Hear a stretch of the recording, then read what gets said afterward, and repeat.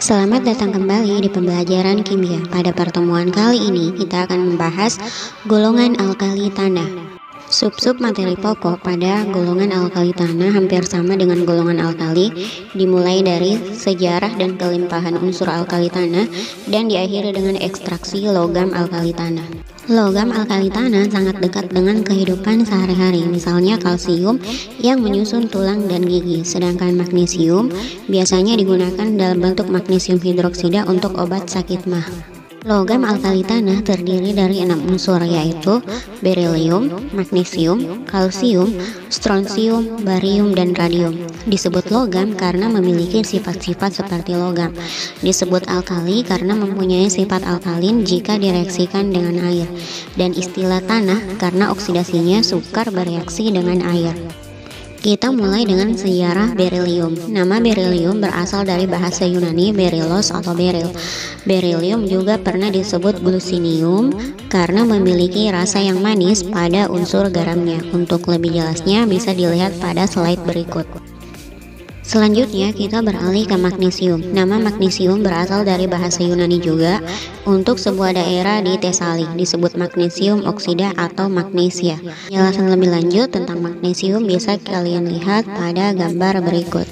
Selanjutnya kita beralih ke unsur alkali tanah yang ketiga, yaitu kalsium. Dari bahasa Latin calx atau kapur. Walaupun kapur telah digunakan oleh orang-orang Romawi pada abad ke-1, logam kalsium belum ditemukan sampai pada tahun 1808 oleh Berzelius dan Pantin. Logam alkali tanah yang selanjutnya adalah strontium. Strontium ini ditemukan di Skotlandia pada tahun 1787 dalam bentuk mineral strontianit. Untuk lebih jelasnya kalian bisa baca pada slide berikut. Kita lanjut ke logam alkali selanjutnya, yaitu barium. Barium ini berasal dari kata barit yang artinya berat. Selanjutnya kata barit yang berarti berat diganti oleh Anthony Lavoisier menjadi kata barium untuk menjelaskan sifat logamnya. Nah, kita beralih ke logam alkali tanah yang terakhir, yaitu radium. Radium ini pertama kali ditemukan oleh Marie dan Pierre Curie pada tahun 1898 dari biji uranium di Bohemia Utara. Ketika sedang mempelajari biji uranium, Marie berhasil memisahkan uranium dari bijinya dan berhasil menemukan bahwa ternyata biji tersebut masih bersifat radioaktif. Mereka kemudian memisahkan campuran tersebut dan menemukan radium. Pembahasan selanjutnya adalah kelimpahan alkali tanah. Karena alkali tanah ini bersifat reaktif, maka sangat sulit menemukan logam alkali tanah dalam wujud murninya, melainkan selalu dijumpai dalam bentuk senyawa-senyawanya. Kata tanah pada logam alkali tanah bukan berarti banyak ditemukan dalam tanah. Istilah tanah di sini digunakan oleh ahli kimia untuk menyebutkan zat-zat yang agar sukar larut dalam air serta tetap stabil pada suhu tinggi. Dan memang sebagian besar logam alkali tanah memiliki sifat-sifat yang seperti ini. Pembahasan tentang nama-nama mineral logam-logam alkali tanah serta terdapatnya dalam kerak bumi bisa kalian saksikan persentasenya sebagai berikut.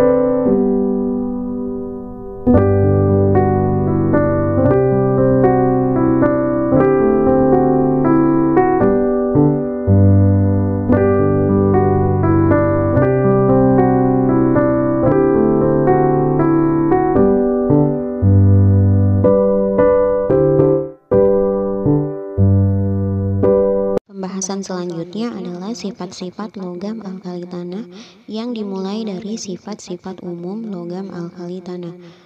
Hampir sama dengan logam alkali tanah berwarna putih keperakan dan mempunyai densitas relatif rendah. Ikatan metalik logam alkali tanah lebih kuat daripada ikatan metalik logam alkali. Logam alkali tanah kurang reaktif, artinya kurang elektropositif dibanding dengan logam alkali. Dan semua unsur logam alkali tanah bereaksi dengan asam encer. Untuk sifat fisikal logam alkali tanah bisa kalian saksikan pada slide berikut yang dimulai dari konfigurasi elektron, titik lele, titik didih, densitas jari-jari atomik, energi ionisasi, potensial reduksi standar, elektronegativitas, bahkan sampai pada warna nyalanya. Dan untuk sifat kimianya, reaksi pada logam alkali tanah dikelompokkan menjadi bagaimana reaksinya dengan air, reaksi logam alkali tanah dengan oksigen, reaksi logam alkali tanah dengan unsur-unsur golongan halogen, serta yang terakhir reaksi logam alkali tanah dengan asam dan basa.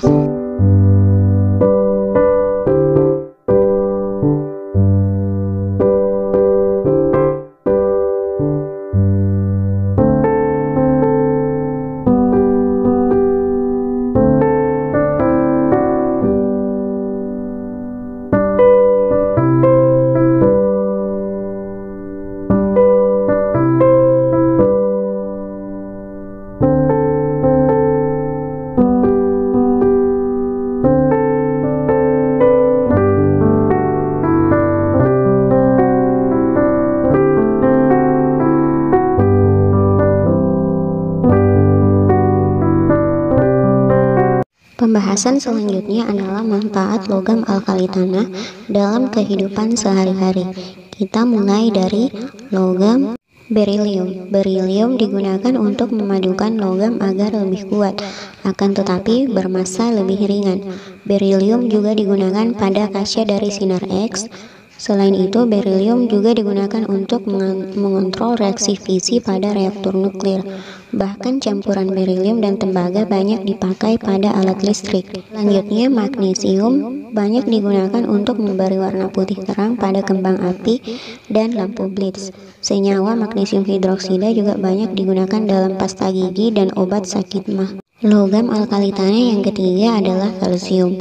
Kalsium digunakan pada obat-obatan, bubuk pengembang kue, dan plastik.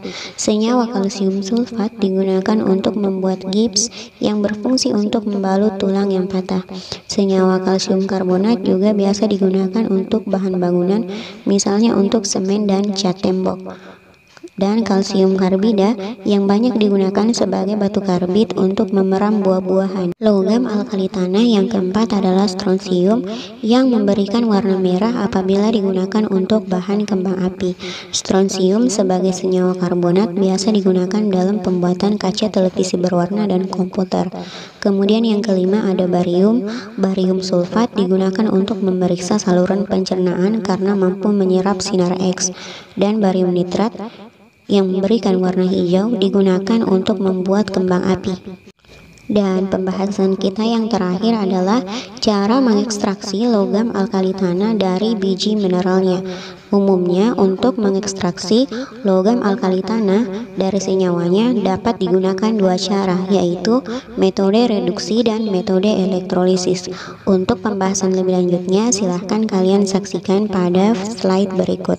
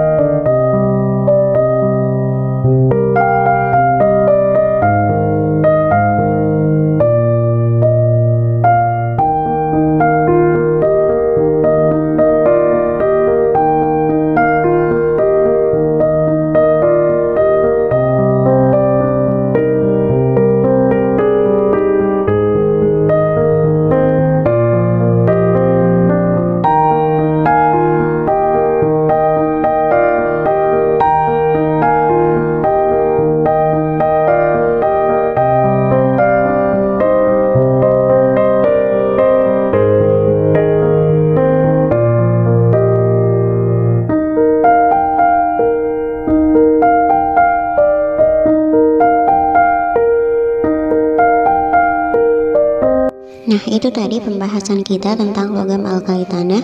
Agar kalian lebih memahami, silahkan kerjakan tugas berikut. Sampai jumpa di pertemuan selanjutnya.